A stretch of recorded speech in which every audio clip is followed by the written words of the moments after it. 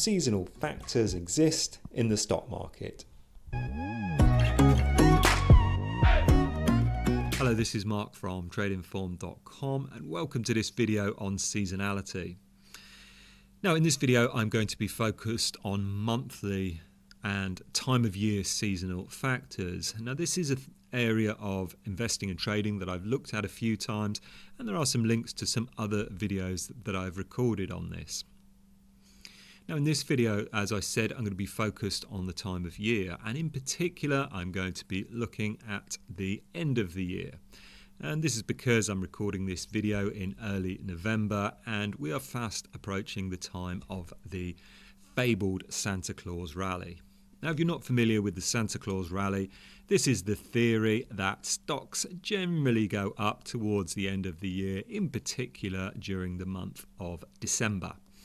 And there are various theories that have been put forward as to why this might be happening, including portfolio managers balancing their portfolios towards the end of the year, just a general feel-good feeling around Christmas time and New Year.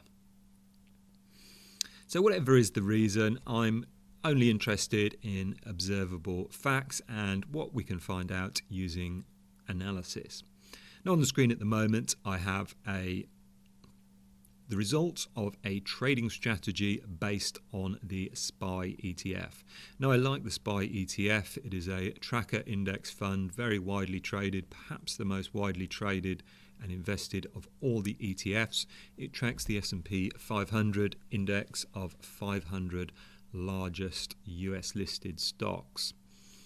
So you can see here what we've got going on quite simply is each month, January, February, March, all the way up to December.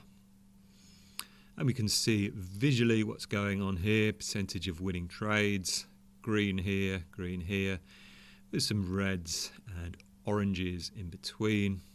We can see a similar story in terms of net profit, which goes up towards the end of the year, and profit factor, which tends to be higher.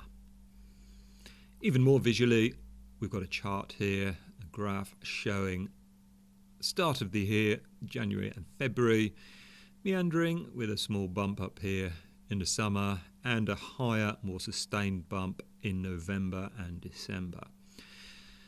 So what is going on here? Do seasonal factors exist? Well, observably, based on historical data, we can say that historical factors most certainly seem to exist. Whether it is a self-fulfilling prophecy, whether there are some larger factors at play here. Historically, we have tended to have stronger months. It has tended to be a good time to buy, to invest to the long side, to trade to the long side during the months of November and December. Now in the next video in this series, I'm going to be looking at how seasonal factors can boost your trading returns with the example of the trading strategy that I'm using in this model. So please stay tuned for the next video in this series. And if you would like more information about trading the financial markets, and in particular about how to backtest and develop your own trading strategies, please go to www.tradeinformed.com.